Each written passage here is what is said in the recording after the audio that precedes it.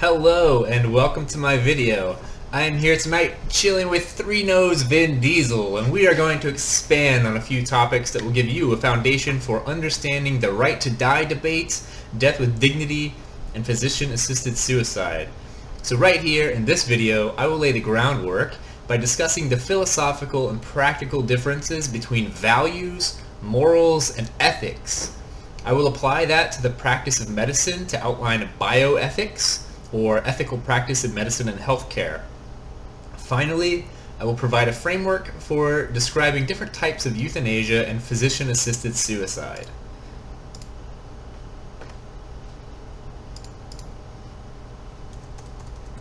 Here we go. Values, morals, and ethics are frequently confused, conflated, and misunderstood. They are similar, but it is important to tease them apart. I will tackle them in that order: values, morals, and ethics.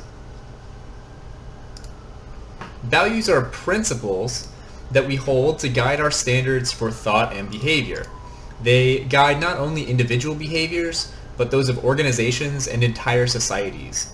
Values shape our individual and collective goals and determine what we deem important, or, well, valuable. They provide motivation for action and inspiration for beliefs. It goes without saying that values are relative. They are not universally accepted. They vary among individuals and groups and are influenced by culture. You can see this data mapping cultures to value orientations. Different cultures have different dominant values, and the people in those cultures tend to share those values. Americans tend to focus on mastery, ambition, daring, and competition. This aligns well with the innovative, sometimes cutthroat capitalist spirit this country is known for. Other societies value harmony over mastery, unity with nature, a peaceful world. Societies that value autonomy and egalitarianism, a focus on experiencing pleasure with affective autonomy, a focus on intellectual freedom and curiosity with intellectual autonomy, and a focus on equality with egalitarianism, tend to be different from societies that value embeddedness or hierarchy over here on the right. Respect for tradition, authority and the social order, being humble and obedient, obeying one's parents. A concrete example of a cultural value difference reflected in society is that of nepotism. Nepotism is favoritism related to granting relatives jobs because they are family and not because they are qualified for the job. This traditionally happened in Catholicism, as of note to where this kind of term came from, but we typically think of it now in politics and employment. American society claims the value of fairness in employment. You get a job because you earned it, not because you received preferential treatment for being related to the boss. Fairness demands that nepotism not be tolerated. This is why, for example, there was such an outcry when President Trump appointed his daughter, his son-in-law, and his son's brother-in-law to advisory roles and positions in the White House. In the American context, this is generally not cool, but it does happen. I read, while I was researching this, that President Ulysses S. Grant in the late 1800s appointed around 30 relatives to government positions. But in countries that hold more embedded and hierarchical value organizations, such as many in the Middle East, Asia, and Africa, nepotism is considered fine. The cultural obligation to look after your family outweighs the concern for fairness. In fact, not using your position to help your family would be bad. It is the right thing to help your family if you can. There are even words for this. In Arabic, wasta, and in Chinese, guanxi, roughly translate to clout and pull, and refer to using personal connections to get things done, often through favoritism instead of merit. Obviously, this has ethical implications, as you can think about later in the lecture. Now, values can conflict on individual and cultural levels. Just compare conservative values and progressive values in American politics. People always make decisions about which values are worth more. If your personal value system is based on honesty, then you would make the correct choice between cheating on your romantic partner, which is wrong, and not cheating on your romantic partner, which is right. Or at least you would be open and honest about your desire to cheat. It is right to be honest, but this would probably still be a gray area depending on you and your partner's values related to monogamy. If your value system is based more on hedonism, that is pleasure, over honesty, then you are more likely to cheat and see that as the right decision. Morals... what? Oh, Three-Nose Vin Diesel says that family values are really important. Yeah, Vin, family values are those that orient people toward family as a key social institution and guide interaction within families. One of Three-Nose Vin Diesel's core family values is that you never turn your back on family, even when they do. Who's they? I don't know. Anyway, we are now creeping into moral territory. Morals emerge from... oh yeah, look.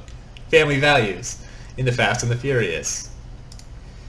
Morals emerge from values and have many of the same characteristics. They are relative, though we like to imagine universal morals that everyone adheres to. They are rooted in culture, and they are also context-specific. Morals usually come from some higher authority, such as a religion, like charity or life, or a nation, like truth or freedom, and are often associated with religion or spirituality. One thing that sets morals apart is that they are far more often about right and wrong than other values. So I will use the term moral values to indicate those which are based in notions of right and wrong. Honesty, which I mentioned above as a value, is a moral value because we tend to think of being honest as right and being dishonest as wrong. The Bible lists 10 commandments, one of which is not killing. So protecting life, perhaps, is a moral value. Protecting life is right, while taking life is wrong. Here's an example. The US Navy has 3 core values: honor, courage, and commitment. If you read the document on this, it says that, quote, "Courage is the value that gives me the moral and mental strength to do what is right, with confidence and resolution, even in the face of temptation and adversity," end quote. So, you can see that holding these values and using them to guide your actions is right. You can also see that there will be temptation and adversity that will make this difficult. Competing values, such as self-preservation or power, or situational considerations and emotions like fear, make it hard to enact the moral value of courage. There was a recent news story I heard about of 3 hikers encountering a grizzly bear. It charged at them. You're supposed to stand your ground when this happens, and you definitely are not supposed to push down your weakest friend while you run away. Well, the hikers didn't do that, but they did all take off running in different directions. Very uncourageous. Fear and self-preservation took over instead of the courage to protect their friends. Of course, I am sure I would have done the same thing and run far away and hope the bear did not catch me. And I'm not in the military, and I have not been trained to develop the kind of courage under fire that I'm talking about that these Navy people are trained to handle. But I and you are courageous in other ways too. Now, moral values are also relative. You may have heard the phrase, "one person's terrorist is another person's freedom fighter." A terrorist and a freedom fighter may both be courageous and committed. Courage serves soldiers well when it allows them to retrieve a wounded ally from the battlefield, but it can turn into foolish martyrdom in a seemingly irrational incident of self-sacrifice. Commitment to freedom is what motivates soldiers to fight, but it is also what motivates some to become fanatical suicide bombers. Moral values have different qualities and are enacted in different ways. They are right or wrong depending on your perspective. For the suicide bomber, fanatical commitment is morally right, whereas measured by other cultural value systems, it is a distortion of the moral value of commitment and is morally wrong. Here again, we have to consider ethnocentrism and cultural relativism in objectively analyzing values, morals, and ethics. In the case of the suicide bombers and US Navy members, commitment is enshrined in different ethical codes that ensure that that value is enacted in specific ways that conform to group norms. Here's another example, one on an individual level. You can know that what you are doing is morally wrong, but still deem it good. Imagine that your mother is ill with terminal cancer. She is suffering from severe pain. Her prescription medications are not enough. You are a pharmacist with access to painkillers at work. You know that stealing is wrong. But you must grapple with the competing values of caring for parents and relieving suffering of the dying. You're a medical professional after all. This is maybe what you do. So what do you do in this situation? You might decide to do the wrong thing for the right reasons and steal medicine to comfort your dying mother. But again, this begs the question, for whom is this decision good? Maybe it's good for you and your mother, but it's not good for the pharmaceutical company that loses money on stolen product. And it's not good for the student intern who is in charge of counting inventory and who will be blamed for your theft. This is why these things are relative and extremely complicated. You always have to take into account the situation. Ethics are... What is it, Vin? Drino's Vin Diesel wants me to tell you that it doesn't matter whether you win by an inch or a mile. Winning is winning. No, Vin. We are talking about relative values. If all winning is the same, then that's absolute, a universal value. It does matter whether you win by an inch or a mile. Context matters, Vin. Yeah, I'm sure your car is faster than mine. I don't care. Ethics are moral values in action. A person who knows the difference between right and wrong and chooses right is moral. A person whose morality is reflected in their doing the right thing is ethical. Ethics determine good and bad behaviors. You often hear about professional ethics because professional organizations create and adopt formal sets of rules that all members must abide by. These rules govern their behavior, specifically how they manifest values, and generally serve to keep people in that profession out of trouble. Our pharmacist in the previous example behaved unethically. The fourth part of the American Pharmacists Association's Code of Ethics states that, quote, "A pharmacist acts with honesty and integrity in professional relationships," end quote. Stealing medicine definitely violates the values of honesty and integrity. So, our notions of good and bad behaviors, our ethics, are influenced by what we consider right and wrong, our morals or moral values. But there's not a total correlation. Ethics do not necessarily reflect moral values. Because moral values are relative, then what is ethical for one person or group may be viewed as immoral or unethical by another. For example, a moral action can be unethical. Imagine that a geriatrician, who is a doctor that specializes in the care of older adults, has a patient who regularly talks about suicide. The geriatrician may report the suicidal ideations to health agencies following a moral desire to care for the patient's well-being. But this is deeply unethical because it violates doctor-patient confidentiality, which is discussed at length in the American Medical Association's Code of Ethics. The part on confidentiality begins, quote, "Patients need to be able to trust that physicians will protect information shared in confidence," end quote. So by reporting the suicidal ideations to a health agency, this physician has violated confident information that the patient shared. Alternatively, an ethical action may be immoral. An example of this is omerta, the code of silence that developed in the mafia. It is honorable and good for mafia members not to cooperate with authorities. Omerta is used to protect criminals from the police and has become part of the American vernacular thanks to the film The Godfather, to refer to covering up illegal activities by not cooperating with investigations by authorities. You can observe this in gang life, as well as in the widespread use of performance-enhancing substances in professional sports. Omerta follows the rules of ethically correct behavior for the mafia, but it is generally viewed as wrong from a moral standpoint. This example drives home the point that it is not just up to you what is moral or ethical, just like it is not solely up to you what kind of person you are. Society influences who you become, and society is also our moral and ethical judge. The classic example here is that if these things were defined on an individual basis, that simply enacting your moral values makes you an ethical person, then we would all celebrate Adolf Hitler and Pol Pot and other genocidal leaders throughout history. Their actions would be ethical since they conformed to their moral values of what was right and good. Obviously, this is preposterous, so morals and ethics are socially defined. Bioethics. Tying these three things together, looking at the context of medicine and healthcare. We want to apply values, morals, and ethics to medicine and healthcare. This is called bioethics, or medical ethics. When we talk about this stuff, it is important to practice replacing judgment with curiosity. You want to be curious, to learn more about different perspectives, to seek understanding as to why people believe and do certain things. We are discussing these topics as objectively as possible. That doesn't mean we should dismiss emotional considerations, but we must remember that physician-assisted suicide, terminal sedation, the rule of double effect, and so on are difficult subjects entangled in moral and ethical considerations and are often highly politicized. Discussing ethical issues can also dredge up past experiences by which you determine your present stance. I encourage you to relate your own experiences to your beliefs about these topics and explore the relationships that are there, but maintain a curious, analytical frame of mind.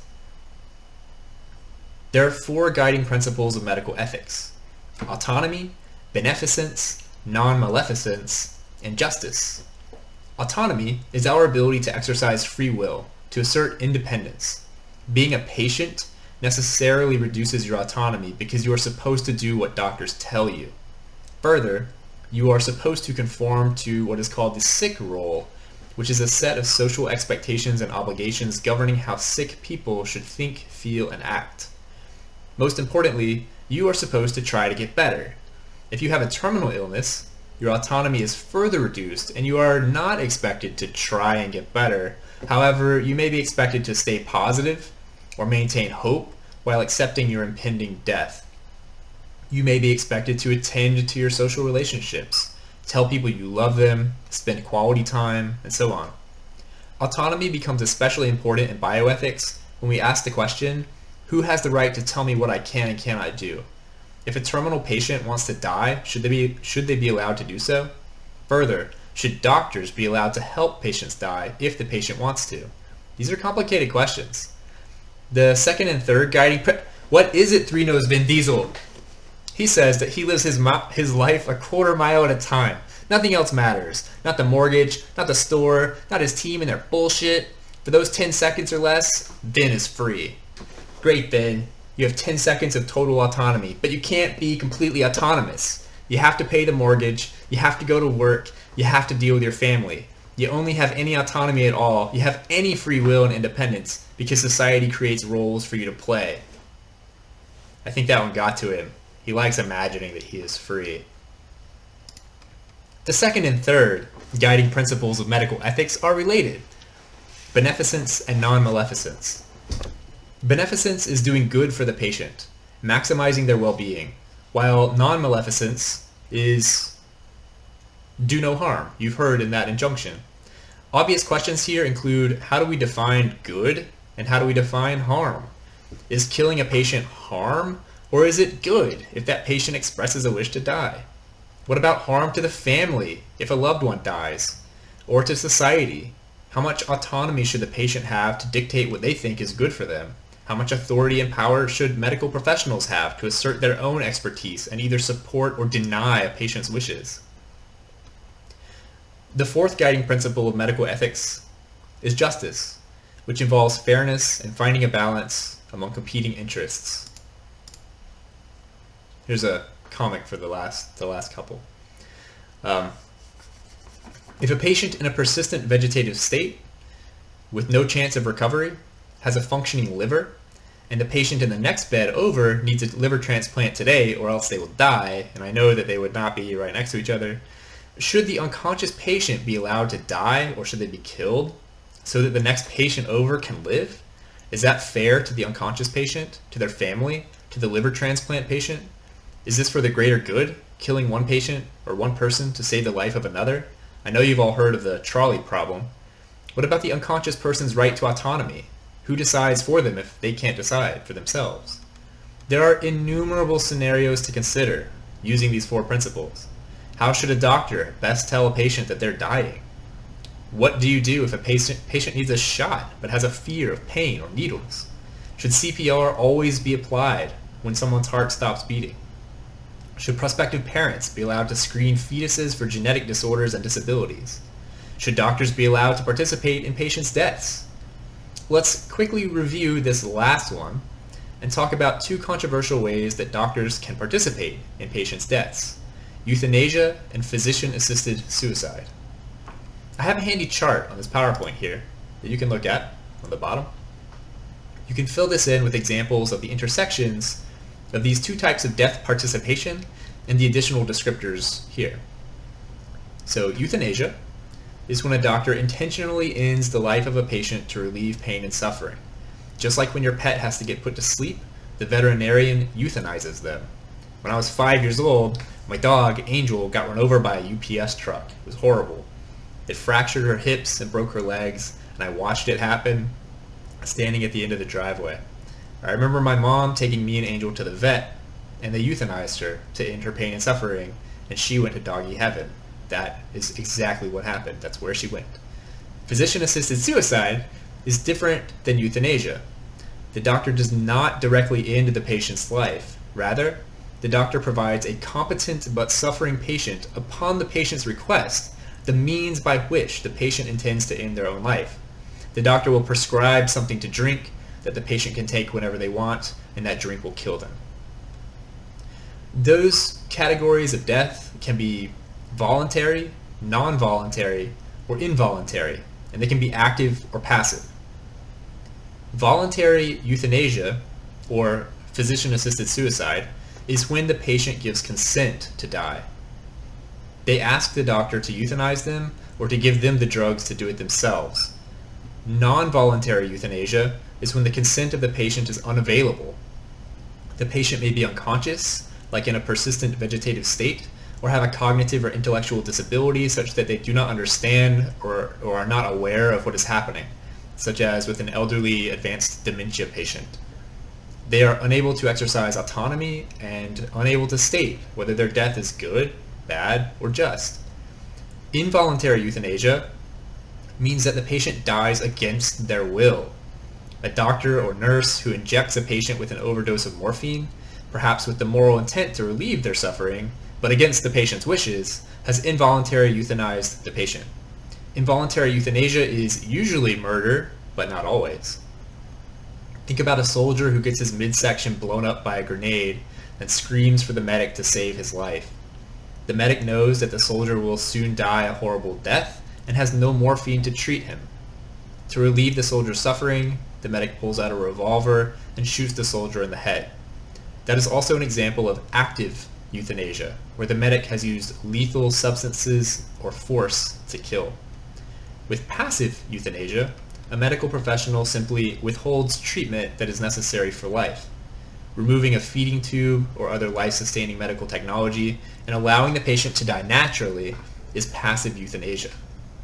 Note that only voluntary euthanasia, either passive or active, non-voluntary passive euthanasia, and physician-assisted suicide are legal in some places. Non-voluntary active euthanasia and any kind of involuntary euthanasia are illegal around the world except in some very rare cases. So there is a lot to unpack here regarding values, morals, and ethics as applied to medical care, euthanasia, and physician-assisted suicide. These topics are at the center of long-standing national and international debates. As medicalization continues, these debates will intensify. As the population ages and we have more and more elderly people, these debates will intensify. As healthcare resources become more scarce and we have fewer young people to take care of the growing population of older people, these debates will intensify. Controversies here are often the result of people coming to these questions from different value-based or moral perspectives. For example, if a primary moral value of your religious belief system is to hold all life sacred, then it is really hard to be ethical and support the position that doctors should help consenting adults die. That would be inconsistent with your belief system. So your morals and ethics are in conflict.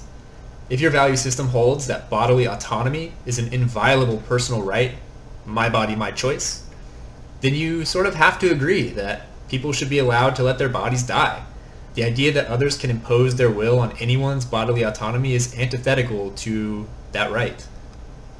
So I will leave it up to you to put on your bioethics hats and evaluate these debates and to wrestle with your own moral and ethical positions.